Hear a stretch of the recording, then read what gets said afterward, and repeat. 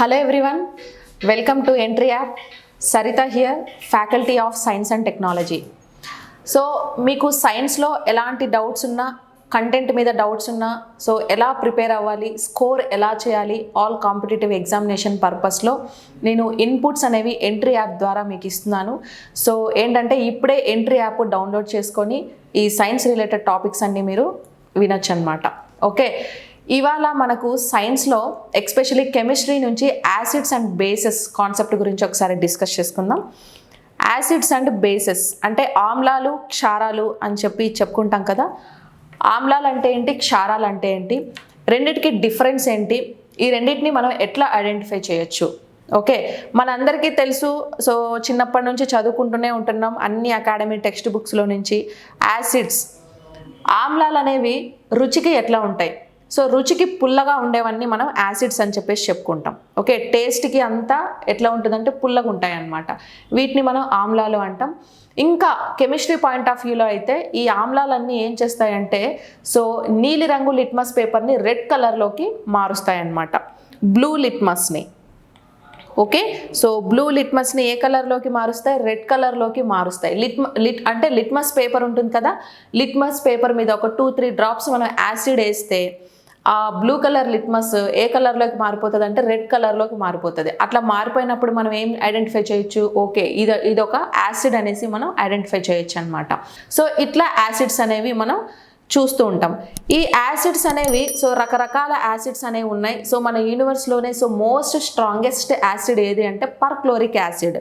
So దీన్ని మనం HClPO4 అని చెప్పేసి రాస్తాం, HClPO4- అంటాం.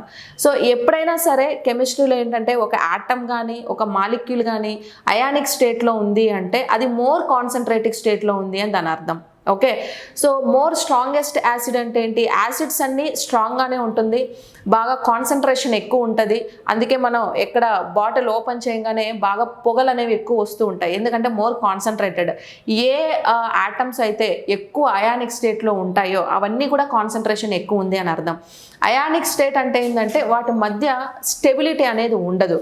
సో అయాన్స్ అన్నీ ఎప్పుడైనా సరే స్ప్లిట్ అవుతాయి అన్నమాట. ఫర్ ఎగ్జాంపుల్ HCl తీసుకుందాం. ఈ HCl అనేది వన్ ఆఫ్ ది యాసిడ్ కదా. ఈ HCl అనేది స్టెబిలిటీ స్టేట్లో ఉంటే నార్మల్గా ఉంటుంది, బట్ అయానిక్ స్టేట్లో ఎప్పుడు ఉంటుంది అంటే మనం ఏదైనా ఒక ప్రెషర్ని అప్లై చేసి HClకి, లైక్ ప్రెషర్ అంటే అది what ever it is. Okay, ఒక ప్రెషర్ని అప్లై చేసి మనం Hకి Clకి మధ్య బాండ్ని బ్రేక్ చేసామనుకోండి, ఇవి రెండు ఏం చేస్తాయంటే అయానిక్ స్టేట్లో కన్వర్ట్ అవుతాయి. అయానిక్ స్టేట్ అంటే ఏంటి, ఎలక్ట్రాన్స్ అనేవి స్ప్లిట్ అయిపోతాయి అన్నమాట. స్ప్లిట్ అయిపోయి H+Cl- కన్వర్ట్ అవుతుంది, లేదు అంటే H-Cl+గా కన్వర్ట్ అవుతుంది. అంటే రెండిటి మధ్య బాండ్ బ్రేక్ అయిపోయింది అంటే ఇవి రెండు ఏంటంటే అయానిక్ స్టేజ్లోకి వచ్చేసింది అని దాని అర్థం. ఓకే, ప్లస్ అంటే డెఫిషియన్సీ, ఎలక్ట్రాన్స్ తక్కువ ఉన్నాయి అని దాని అర్థం. మైనస్ అంటే ఏంటంటే ఎలక్ట్రాన్స్ ఎక్కువ ఉన్నాయి అని అర్థం. ఇక్కడ మైనస్ అంటే అది నథింగ్ బట్ బాండ్ సింబల్ అండి. ఒక 2 ఎలక్ట్రాన్స్ ఉన్నాయి, ఈ ఎలక్ట్రాన్స్ మధ్యలో అంటే ఈ 2 ఎలక్ట్రాన్స్ అనేవి దీని దగ్గర ఎక్కువ ఉన్నాయి. ఎప్పుడైనా సరే 2 ఎలక్ట్రాన్లు కలిసి ఒక బాండ్ని ఫార్మేషన్ చేస్తాం కదా, ఆ బాండ్ సైనే ఇది. మనం మైనస్ అంటున్నాం కానీ బట్ అది బాండ్ సైన్, అంటే 2 ఎలక్ట్రాన్స్ దాని దగ్గర ఉన్నాయి.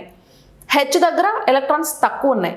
ఎప్పుడైనా సరే ఎలక్ట్రాన్స్ తక్కువ ఉన్న ఆటము ఏదైనా ఎలక్ట్రాన్స్ ఎక్కువ ఉందనుకోండి, ఆ ఎలక్ట్రాన్స్ ఇస్తే తీసుకుందాం అని చెప్పేసి దానికి దగ్గరలో తిరుగుతూ ఉంటుంది. ఓకే, ఎలక్ట్రాన్స్ ఎక్కువ ఉన్న ఆటమ్ ఏం చేస్తుందంటే ఏదైనా డెఫిషియన్సీ స్టేట్లో ఉంటే దానికి ఎలక్ట్రాన్ ఇచ్చేసి ఎలక్ట్రాన్ని షేర్ చేసుకొని రెండింటి మధ్య ఒక రిలేషన్ని, ఒక బాండ్ ఫార్మేషన్ చేసుకుందామని చెప్పి వెయిట్ చేస్తూ ఉంటుంది అనమాట. అందుకే ఎప్పుడైనా సరే 2 ఆపోజిట్ సైన్స్ ఎప్పుడు అట్రాక్ట్ అవుతాయి. పాజిటివ్ నెగిటివ్కి అట్రాక్ట్ అవుతుంది, నెగిటివ్ పాజిటివ్కి అట్రాక్ట్ అవుతుంది. సో అందుకే మ్యాగ్నెటిక్లో కూడా నార్త్ పోల్ సౌత్ పోల్ని, సౌత్ పోల్ నార్త్ పోల్కి అట్రాక్ట్ అవుతూ ఉంటుంది.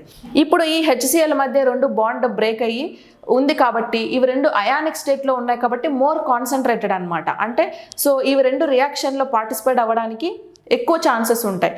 ఎప్పుడైతే ఏమవుతుందంటే మనం డైల్యూట్ చేస్తామో కాన్సన్ట్రేషన్ని, కాన్సన్ట్రేషన్ని డైల్యూట్ చేయడం అంటే ఏంటంటే అందులో మనం వాటర్ కలపడం, ఇట్లాంటి లిక్విడ్స్ని యాడ్ చేయడం వల్ల, కొన్ని రకాల సాల్వెంట్స్ని యాడ్ చేయడం వల్ల ఏమవుతుందంటే ఈ రెండిటి మధ్యలో బాండ్ అనేది షేర్ అయ్యి బాండ్ ఫార్మేషన్ జరుపుకొని కాన్సన్ట్రేషన్ అనేది తగ్గుతుంది అనమాట.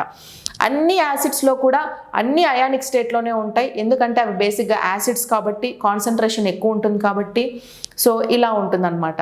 సో మనం ఏంటంటే డైల్యూట్ చేసినప్పుడు ఈ హెచ్ ఈ మైనస్ రెండు ఒకదానికొకటి బాండ్ ఫార్మేషన్ చేసుకొని బాండ్ అనేది షేర్ చేసుకుంటాం. ఇవి basic information. Okay, acids.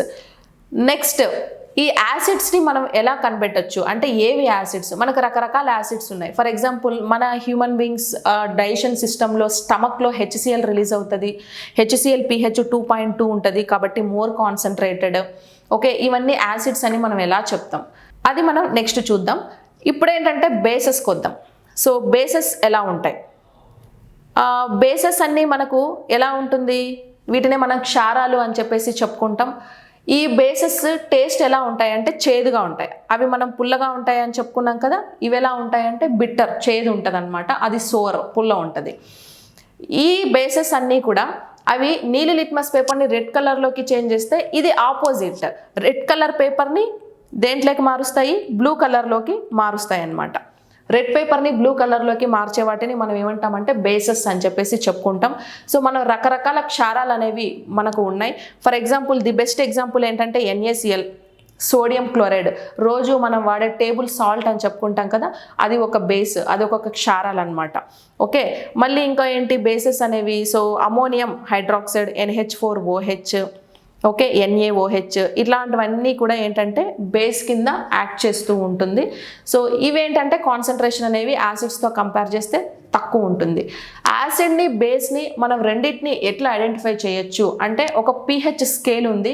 So Sorensen అనే సైంటిస్ట్ ఏంటంటే ఈ pH స్కేల్ను డిస్కవర్ చేసి యాసిడ్స్ బేస్ని డిఫర్ చేయొచ్చు అని చెప్పేసి చెప్పారనమాట. సో ఫర్ ఎగ్జాంపుల్ మనం ఇది pH స్కేల్ అనుకున్నాం, ఇది ఒక pH స్కేల్ అనుకుందాం. ఈ pH స్కేల్ను డిస్కవర్ చేసింది ఎవరండి? Sorensen.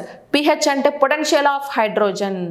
Okay, potential of hydrogen పొటెన్షియల్ని మనం సో బేస్ చేసుకొని ఈ యాసిడ్స్ని బేసెస్ని డిఫర్ చేస్తాం కాబట్టి దీన్ని pH పొటెన్షియల్ ఆఫ్ హైడ్రోజన్ అని చెప్పేసి చెప్పుకున్నారు. సో పొటెన్షియల్ అంటే ఏంటంటే హై కాన్సన్ట్రేషన్ అని దాని అర్థం.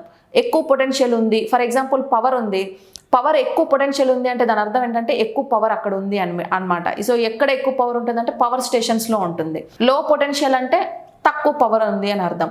సేమ్ ఇలాగే హైడ్రోజన్స్ ఎక్కడైతే ఎక్కువ ఉన్నాయో వాటిని మనం హై పొటెన్షియల్ అని, హైడ్రోజన్స్ తక్కువ ఉంటే లో పొటెన్షియల్ అనేసి యాసిడ్ బేసెస్ అనేసి ఇక్కడ డిఫర్ చేశారు.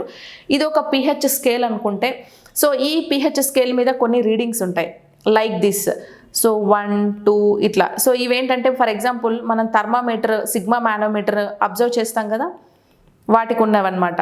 ఈ రీడింగ్స్ అన్నీ ఎక్కడి వరకు ఉంటాయంటే 6, 7 వరకు ఉంటాయి. ఇక్కడ 7.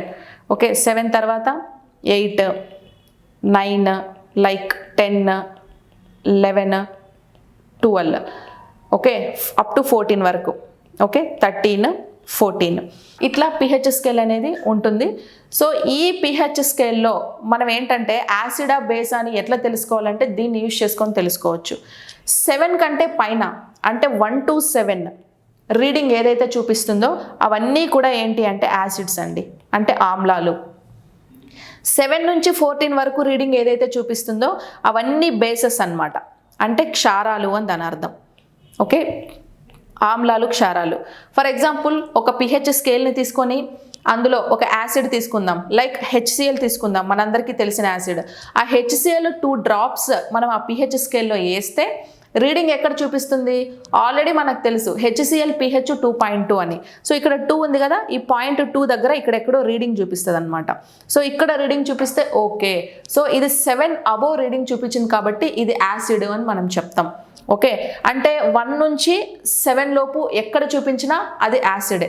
ఫర్ ఎగ్జాంపుల్ లాలాజలం ఉంది, సో మన సలైవా pH 6.8. సో సలైవాని తీసి pH స్కేల్ మీద వేస్తే 6.8 దగ్గర మనకు రీడింగ్ చూపిస్తుంది అనమాట. అంటే అది కూడా ఒక యాసిడే, కాకపోతే తక్కువ కాన్సన్ట్రేటెడ్ ఉన్న యాసిడ్.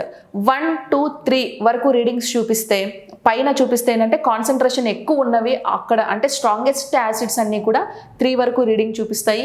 కాన్సన్ట్రేషన్ తక్కువ ఉన్నవి సో ఏమవుతుందంటే 5 నుంచి బిలో చూపిస్తాయి. లైక్ రెయిన్ వాటర్ కావచ్చు, యాసిడ్ రెయిన్ వాటర్ కావచ్చు, ఇవన్నీ అన్నమాట. ఓకే, అలా కాకుండా 7 కంటే కింద 7 to 14 వరకు ఏదైనా రీడింగ్ చూపిస్తే వాటిని మనం ఏమంటామంటే బేసెస్ అని చెప్పేసి చెప్పుకుంటాం. ఏదైనా ఒక బేస్ తీసుకొని ఒక 2-3 డ్రాప్స్ ఇందులో వేస్తే మనకేమవుతుంది రీడింగ్ 8, 8.5, 9, 9.5 లేకపోతే 10 లైక్ 11 ఇలా చూపిస్తే అవన్నీ కూడా బేసెస్ రిలేటెడ్ థింగ్స్ అన్నమాట. ఓకే, వీటిని మనం బేసెస్ అంటాం. అలా కాకుండా ఇవి రెండు కాకుండా ఇంకొకటి ఉంది, అదేంటంటే న్యూట్రలైజేషన్. ఓకే, 7 దగ్గర ఎగ్జాక్ట్ 7 దగ్గర ఏదైతే రీడింగ్ చూపిస్తుందో అది ఏ స్టేట్లో ఉంది అంటే న్యూట్రల్ స్టేట్లో ఉంది. సో దాన్నే మనం ఏమంటామంటే తటస్థీకరణ అని చెప్పేసి చెప్తాం. అంటే అది యాసిడ్ కాదు, బేస్ కాదు. ఓకే, న్యూట్రల్గా ఉంది. యాసిడ్ అనుకోండి, యాసిడ్ 7 ముందు చూపిస్తే యాసిడ్, దాన్ని యాసిడ్స్ వైపు పెట్టేస్తాం. 7 లోపు చూపిస్తే బేస్లో పెడతాం. అలా కాకుండా 7 దగ్గర ఎగ్జాక్ట్గా రీడింగ్ చూపిస్తే యాసిడ్ కాదు, బేస్ కాదు, అది న్యూట్రల్ స్టేట్లో ఉంది. ఓకే, ఫర్ ఎగ్జాంపుల్ ఏదైనా ఒక లిక్విడ్ని మనం తీసుకొని ఒక బౌల్ని తీసుకుందాం. ఓకే, ఈ బౌల్లో ఏం చేస్తామంటే యాసిడ్ ప్లస్ బేస్ రెండింటిని వేద్దాం. యాసిడ్ ఒక పక్క, బేస్ రెండింటిని వేసినప్పుడు ఈ యాసిడ్ బేస్ ఏం చేస్తుందంటే రెండు ఒకదాంట్లో ఒకటి సాల్యుబుల్ అయిపోతుంది. రెండు ఇట్లా మర్జ్ అయిపోయి ఒక లిక్విడ్ అనేది ఒక సొల్యూషన్ ఫామ్ అయిపోతుంది. ఓకే, ఒక సొల్యూషన్ ఇట్లా ఫామ్ అయింది అంటే యాసిడ్ బేస్ ఒకదానిలో ఒకటి రెండు కలిసిపోయాయి. అందులో ఉన్న ఆటమ్స్ ఇందులో ఉన్న ఆటమ్స్ రెండు కలిసిపోయి ఏంటంటే ఒక సొల్యూషన్ లాగా ఫామ్ అయిపోయింది అనమాట. ఇప్పుడు మిల్క్లో వాటర్ పోస్తాం, పాలల్లో నీళ్ళు వేస్తే అది పాలేది నీళ్ళేది మనం తెలుసుకుంటామా? తెలుసుకోలేం. రెండు మిక్స్ అయిపోయి ఒక సొల్యూషన్ ఏర్పడుతుంది. ఓకే, అలా కాకుండా సాల్ట్ వాటర్ ఉంది, సాల్ట్ వాటర్లో వేసినప్పుడు సాల్ట్ మొత్తం కరిగిపోయి వాటర్లో మిక్స్ అయిపోతుంది. మిక్స్ అయిపోయినప్పుడు అది ఒక సొల్యూషన్, సాల్ట్ వాటర్ అనేసి ఒక సొల్యూషన్ ఫామ్ అవుతుంది. ఇట్లా కూడా ఒక యాసిడ్ ఒక బేసు రెండు ఒకదానిలో ఒకటి కలిసిపోయి ఒక సొల్యూషన్ ఫామ్ అయింది అనుకోండి, అప్పుడు ఆ సొల్యూషనే మనకు న్యూట్రల్ స్టేట్లో ఉంది. అంటే అది యాసిడ్ కాదు, బేసు కాదనమాట. ఓకే, న్యూట్రల్ స్టేట్లో ఉంది. సో దాన్ని మనం డిఫైన్ చేయలేం, ఏది యాసిడో ఏది బేసో నువ్వు డిఫైన్ చేయలేం అనమాట, అది న్యూట్రల్ స్టేట్లో ఉంది కాబట్టి. అలా కాకుండా ఒక యాసిడ్ని ఒక బేస్ని రెండింటిని మనం ఒక బౌల్లో వేసినప్పుడు acid separate layer, base separate layer form అయిపోయింది అనుకోండి, అప్పుడు మీకు తెలుస్తుంది. పైన ఉన్న లేయర్ని సపరేట్ చేసేసి ఫిల్టరేషన్ నుంచి ఫిల్టర్ ద్వారా లేకపోతే డిస్టిలేషన్ ప్రాసెస్ ద్వారా, సో మనం ఫిల్టర్ చేయడానికి రకరకాల ప్రాసెస్లు ఉన్నాయి కదా, ఏదో ఒకటి యూజ్ చేసి పైన లేయర్ని కింద లేయర్ని సపరేట్ చేసేసి pH స్కేల్ మీద వేసి చూస్తే యాసిడ్ ఏదో బేస్ ఏదో తెలుస్తుంది. ఫర్ ఎగ్జాంపుల్ వాటర్ ఉంది, వాటర్ మీద ఒక ఆయిల్ వేసామనుకోండి, ఆయిల్ వాటర్లో మిక్స్ అవుతుందా? అవ్వదు. వాటరే ఉంటుంది, ఆయిల్ లేయరే ఉంటుంది అనమాట. ఇలాంటప్పుడు యాసిడ్ బేసెస్ అనే వేరియేషన్ మనకు తెలుస్తుంది. అలా కాకుండా వాటర్ మీద ఒక కిరోసిన్ వేసాం, కిరోసిన్ వేసినప్పుడు కూడా వాటర్లో కిరోసిన్ మిక్స్ అవ్వదు, మర్జ్ అవ్వదు. ఒక కిరోసిన్ లేయర్ పైనే ఉండిపోతుంది, వాటర్ లేయర్ కింద ఉంటుంది. అలాంటప్పుడు అవి రెండు కూడా మనము యాసిడ్ ఒకటి బేస్ ఒకటి అని డిఫర్ చేయొచ్చు అనమాట. సో దీన్ని బేస్ చేసుకొని ఈ pH స్కేల్ను ఇట్లా బేస్ చేసుకొని మనకి ఏంటంటే యాసిడ్స్ బేసెస్ అని చెప్పేసి సోరెన్సన్ అనే సైంటిస్ట్ డిస్కవర్ చేశారు. సో మనకు కాంపిటేటివ్ ఎగ్జామినేషన్ పాయింట్ ఆఫ్ వ్యూలో ఈ యాసిడ్స్ బేసిస్ నుంచి క్వశ్చన్స్ అనేవి ఎలా వస్తాయి అంటే, ఫర్ ఎగ్జాంపుల్ యాసిడ్స్ నుంచి మనకు రకరకాల యాసిడ్స్ ఉన్నాయండి. ఇది బయాలజీ ఇంటర్ రిలేటెడ్ టాపిక్ అనమాట. ఫర్ ఎగ్జాంపుల్ బయాలజీలో సి విటమిన్ చదువుకున్నప్పుడు మనం రకరకాల మీరు కాంపిటేటివ్ ఎగ్జామ్స్ ప్రిపేర్ అయ్యేటప్పుడు యాసిడ్స్ గురించి చదువుకుంటారు. ఓకే, సో ఆక్సాలిక్ యాసిడ్ అనేసి, నెక్స్ట్ టమాటాలో ఏ యాసిడ్ ఉంటుంది, ఫ్రూట్స్లో ఏ యాసిడ్ ఉంటుంది, టామరన్లో ఏ యాసిడ్ ఉంటుంది, వీటన్నీ కూడా ఇక్కడ మనం చూసుకోవాలి. అట్ ది సేమ్ టైం బేసెస్లో కూడా మనకు వచ్చినప్పుడు ఏమవుతుందంటే సోప్స్ ఎట్లా మనం సఫోనిఫికేషన్ ద్వారా సోప్స్ అనేవి ప్రిపేర్ చేస్తాం, ఆ సోప్స్ ఎలా ప్రిపేర్ చేయాలి, వీటిలో బేసెస్ ఎలాంటి రోల్ ప్లే చేస్తుంది, ఇవన్నీ మనం నెక్స్ట్ క్లాస్లో ఇన్ డీటెయిల్గా ఎక్స్ప్లెయిన్ చేస్తాను. So thanks for watching this video. So ఈ టాపిక్ నుంచి ఇంకా ఏదైనా స్పెసిఫిక్ డౌట్స్ మీకు ఏదైనా ఉంటే so you just mention your doubts in below comment box. Okay, thank you so much guys, thank you.